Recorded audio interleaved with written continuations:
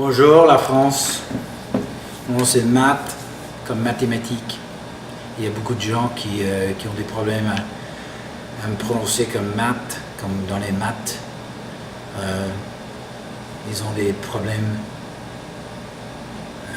de maths, des maths. Mais c'est toujours la situation avec les maths, hein? On fait des calculs sur des problèmes, des problématiques mathématiques.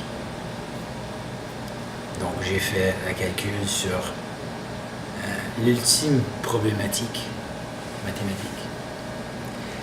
La calculation de la courbe terrestre pour calculer un globe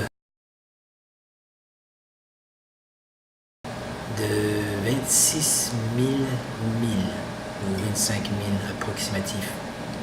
Et même là, la NASA et toutes les communautés scientifiques ne sont pas sûres c'est quoi la calcul pour faire le globe, peu importe, ballon. Ils ont inventé un mot parce que si je disais ben, on vit sur un ballon, on bascule, on balance, on tourne sur un ballon autour du soleil, ça sonne un peu ridicule. Donc, il fallait inventer un nouveau mot pour quelque chose qui existait toujours comme ballon. Boule. Vous croyez pas que la Terre c'est une boule? Vous croyez pas que la Terre est ronde? Ronde c'est un adjectif, c'est pas un nom propre. La table est ronde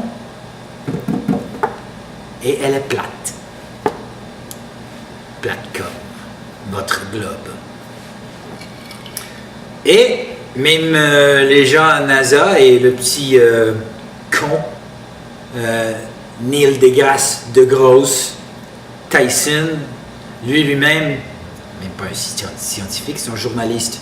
C'est un poseur comme l'américain scientifique Bill Nye, qui a le petit boucle là, comme cravate. Cet homme-là. C'est un joueur de sketch. C'est un humoriste. C'est pas un vrai scientifique. Donc, le représentatif pour toutes les communautés scientifiques, c'est des acteurs. C'est des faux. C'est des faux qui disent que votre globe est réel. Drôle, hein? Ça, c'est drôle. Et il moque de vous. Mais la table est ronde et elle est plate. Ronde, c'est un adjectif, c'est pas un nom propre. Donc, choisissez votre forme, s'il vous plaît. Bon, donc, on entre avec le mot globe pour camoufler qu'est-ce qui sonne ridicule si on dit à les gens en débat la Terre, c'est un ballon. Vous croyez pas que la Terre, c'est une boule qui tourne sur un axe en ongle autour du Soleil? 65 000 km ou 1000 milles à l'heure? Et 1000 milles sur elle-même? Lui-même? Le globe ou la globe? C'est le globe. Lui-même. Ah, lui. Désolé. Je ne suis pas français. Je suis un bloke. Tête carrée. J'ai beaucoup dans cette tête carrée. Mais elle est un peu dans la forme de...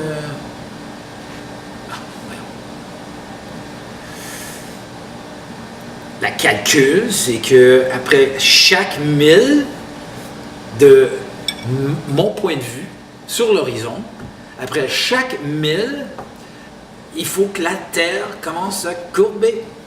It has to bend. Il faut que ça courbe en dessous de mes pieds. Et à la distance, elle ne courbe pas. Je vois Toronto, 30 000 à travers le grand lac Ontario, de Fort Niagara, sans obstruction, d'une croûte terrestre qui courbe ou un grand lac qui courbe. Vous croyez que les océans, le poids de tous les océans, toute l'eau dans les océans de la Terre, qui est 3 parts à l'eau, Vous croyez que les océans courent? Vous croyez que l'eau court? Mais il faut démontrer au moins une forme dans la nature qui est trempée dans l'eau et l'eau reste collée et prend forme de la forme. Vous ne l'avez pas sur le micro, mais vous dites c'est ça. C'est ça les règles pour le macro. Le macro d'un point de vue que vous n'allez jamais voir, mais il faut croire dans les gens. Il faut croire dans une image.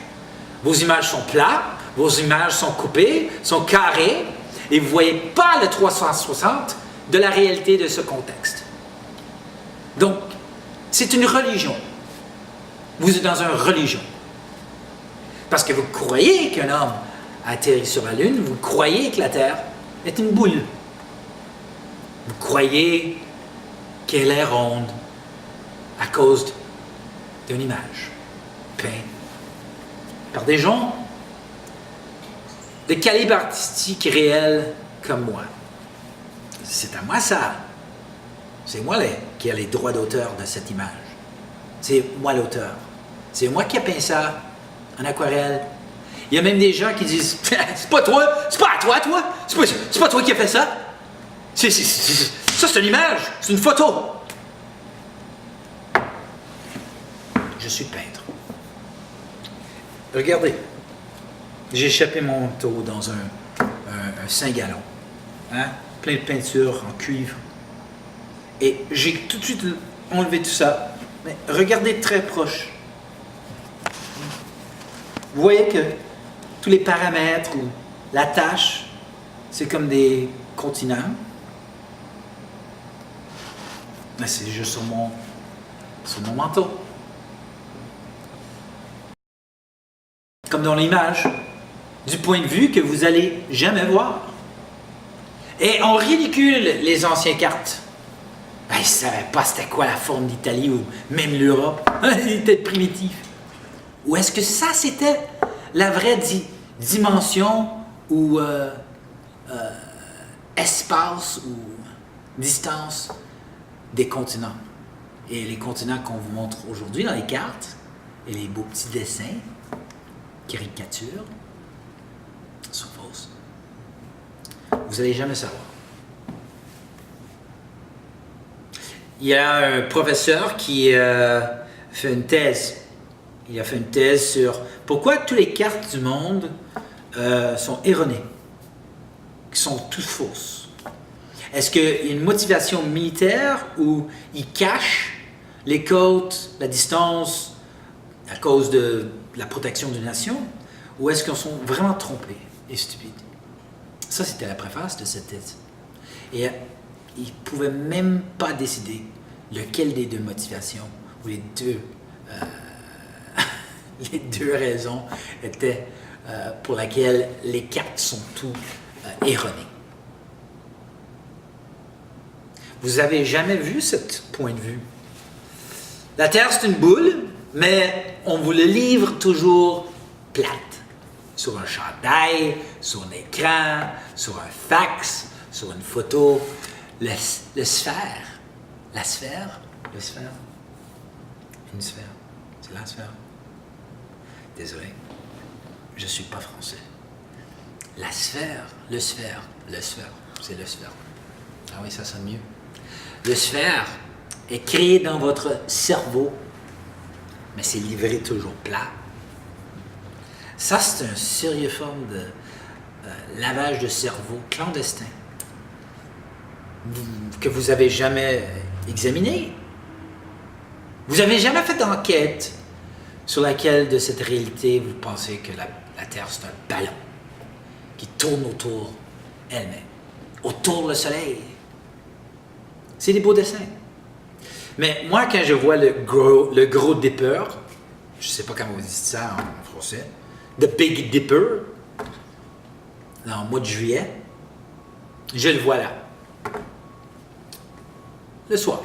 On ne voit pas le Big Dipper durant la journée, comme on voit le soleil. Et même la lune, à côté du soleil, jusqu'à 3 heures l'après-midi, 11 heures le matin, presque pleine. T'es pas supposé au-dessus de l'Australie Ou la Nouvelle-Zélande, vous êtes autour. Vous dites, pourquoi la Lune est encore là, mais elle n'est pas au-dessus de l'Australie? Dans la journée. Et de temps en temps, on voit une deuxième lumière, mais c'est camouflé par les chemtrails, les dépôts aérosols qui sont déposés par des avions blancs clandestins, qui changent votre climat. Ou est-ce qu'ils cachent quelque chose? Ou est-ce qu'ils donnent quelque chose qui modifie votre cerveau, votre mémoire, vous donne l'Alzheimer, l'autisme, vous rend tous stériles? Moi, je pense que c'est all of the above. Pourquoi pas? Si on essaie de camoufler quelque chose pour sauver toute la science, l'astronomie, le status quo, ben, pourquoi pas faire la pluie? Ou assécher l'atmosphère? Ou pas l'atmosphère? L'atmosphère plane.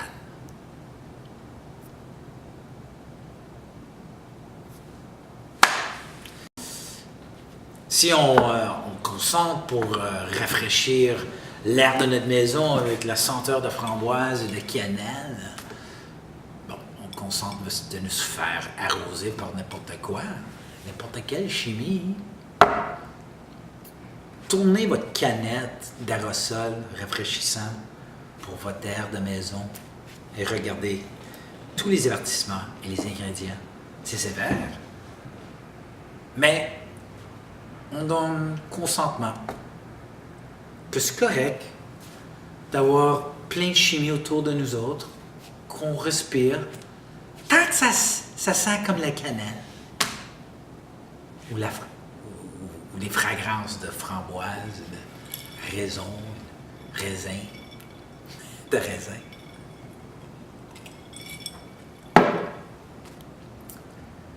Et donc, je vois le Big Dipper, mois de juillet. Ils disent que votre petit ballon, boule, qui bascule sur un axe, qui tourne autour d'elle-même pour faire une journée à 1000 milles à l'heure pour faire 24 heures de rotation, une journée. Et côté Soleil, 93 millions de milles de la surface du Soleil. Juillet, je vois le Big Dipper. Là, je tourne autour le Soleil. 6 mois plus tard, je suis de l'autre côté du Soleil. Un autre 93 millions de milles de distance de la surface du Soleil. Et je vois encore le Big Dipper. Ça, c'est comme dire, OK, vous me voyez présentement avec l'arrière ici, et les photos et les anciennes images. Le fauteuil rouge. Tournez le caméra. Tournez le caméra. Pas sur toi, mais tournez le caméra par là. Tournez. Allez-y. Autour le soleil. Continue. Pas toi, là. Faut tourner. Continue à tourner. Non, continue à tourner. Keep turning. Keep turning. Ah, arrêtez. Arrêtez. Vous me voyez? Je suis encore là, sur le fauteuil rouge, avec mon manteau plein de cuivre, peinture cuivre, avec le Big Dipper. Non, je vous jure, c'est moi. Ça, c'est... Vous me voyez pas? Fauteuil rouge, moi. OK, on retourne. Un autre 6 mois. OK, continue à tourner. Par là. C'est ça. On continue. On continue à tourner. C'est ça, Big Dipper encore. OK, décembre, janvier, Big Dipper, Big Dipper, Big Dipper, Big Dipper, toujours Big fucking Dipper. Et Big Dipper, là, ton Big Dipper, là, il est en train de tourner avec une boule terrestre qui vient de dessin, dessiné par moi, mais c'est la science, là. Et ça tourne sur un axe pour que ça fasse les saisons. Et ça tourne autour du soleil à 65 000 milles à l'heure. 1000 milles à l'heure sur lui-même, autour du soleil. Et le Big Dipper, là, il est même plus loin. Mais ça tourne aussi.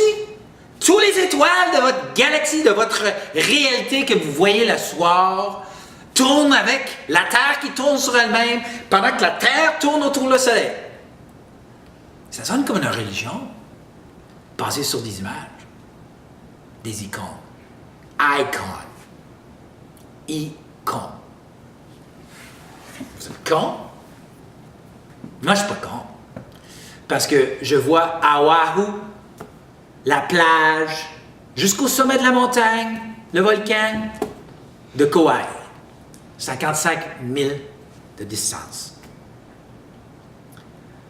Je vois un homme,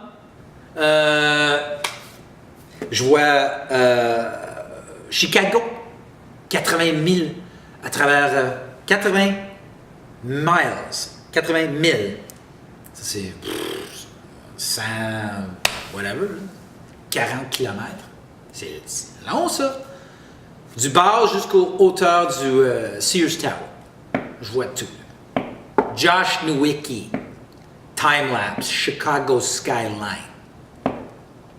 Check ça sur YouTube. Dis ça, mirage. Exactement où le Chicago Skyline est en réalité si on reste sur une croûte terrestre plate.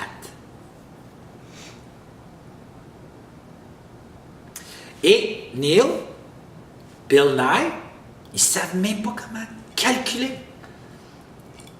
à quel point la Terre sous nos pieds est supposée de courber de notre point de vue quand on regarde l'horizon pour faire 25 000 milles de circonférence. Sure, the Earth you get after a mile. It's an Well, you also interesting get drop. question. You get drop and curvature. That'd be gravity drop. Yes. And then curve. Yeah. So both of those. Yeah. Well, there's a good. Well, it's here. La réalité des choses. C'est l'application d'un système qui est observable, mesurable, qui peut être vu et observé et mesuré universellement par plein de groupes qui sont concurrents un contre l'autre pour décider c'est quoi la réalité. Mais personne ne peut faire ça avec le globe. On rend toutes nos décisions et notre croyance aux militaires. Vous croyez que c'est une course pour les armes nucléaires? Non, c'est une course pour contrôler quelle roquette va monter à telle hauteur pour voir le vu. La carte nucléaire, c'est juste l'extorsion pour contrôler point de vue de votre réalité. Et c'est pour cela qu'il y en a juste 6 sur le Conseil sécuritaire de l'ONU qui décide le monde démocratique pour les autres 200 nations. Donc il y a 6 nations qui décident pour le reste de l'humanité et ils jouent toutes un jeu de roulette russe avec des armes nucléaires contre n'importe qui va essayer de challenger, contester, examiner, faire une enquête par roquette pour avoir un point de vue de notre monde. Motivation de tout ça, c'est la même motivation pour laquelle ils ont menti à les Européens que les Amériques existaient. C'était leur Shangri-La. Vous me dites qu'un homme, Christophe Colomb, a lobbyé, fait son cas à la famille royale, au pape de l'Italie, Vatican. Ils l'ont ridiculisé comme fou. Et là, il a été l'Espagne. Ils l'ont moqué. La France. Finalement, le Portugal.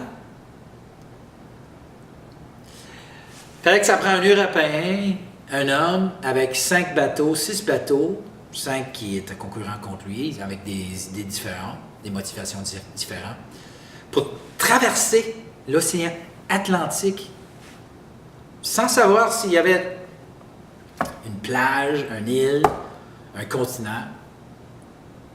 Il fallait traverser l'océan Atlantique de l'Europe pour découvrir America. Vous me dites qu'il n'y avait jamais un homme qui était sur le bout de la Russie, en Sibérie, sur la côte, qui n'a pas vu un île à travers le Strait Bering, l'étroite Bering. Il y a 2 îles qui séparent la Russie de l'Alaska. L'Alaska appartenait à la Russie. Puis je me demande si l'Alaska appartenait à la Russie, aux Russes. C'est pas les Russes qui ont découvert l'Amérique? Parce qu'il y a juste 2 îles. Ça prend juste un mec avec un peu de curiosité qui vit sur la côte de la Sibérie pour dire « Moi, je vais prendre un petit bateau, puis je vais aller voir qu'est-ce qu'il y a sur l'île. » Les autres disent que c'est un mirage fait par l'atmosphère. Il y en a d'autres qui disent qu'il y a un gros troll qui mange des enfants, qui vit sur cette île. Moi, je n'y crois pas les deux. Moi, je ne crois pas les deux. Il n'y a pas un homme qui a vu l'île, qui a pris un bateau, qui a été voir qu'est-ce qu'il y avait sur l'île. OK, il fallait que ça prenne un Européen, puis un gros combat avec toutes les familles royales de toute l'Europe pour les convaincre de lui laisser passer. Parce que c'était ça l'idée, il ne le laissait pas passer. Il y avait un armada. Les Britanniques, les Français, les Espagnols, les Portugais. Il y avait des navals, des navies qui bloquaient le passage. Et les pirates après ça. Il fallait avoir la protection de la reine pour passer à travers l'Atlantique. Il était donné sanction pour faire la croisière. Mais il n'y avait pas jamais un gars sur la côte de Sibérie qui a vu l'Alaska, qui a pris un bateau au premier île qui était juste 22 000 que tu pouvais voir de la côte de Sibérie. La côte de Sibérie. Et là, au moment qu'il se rend là, il voit un autre île. Ah, je vais aller voir qu'est-ce qu'il y a là. Pas grand-chose ici. Except... Oh mon Dieu. C'est pas un île. C'est la Russie. Qu'est-ce que c'est ça?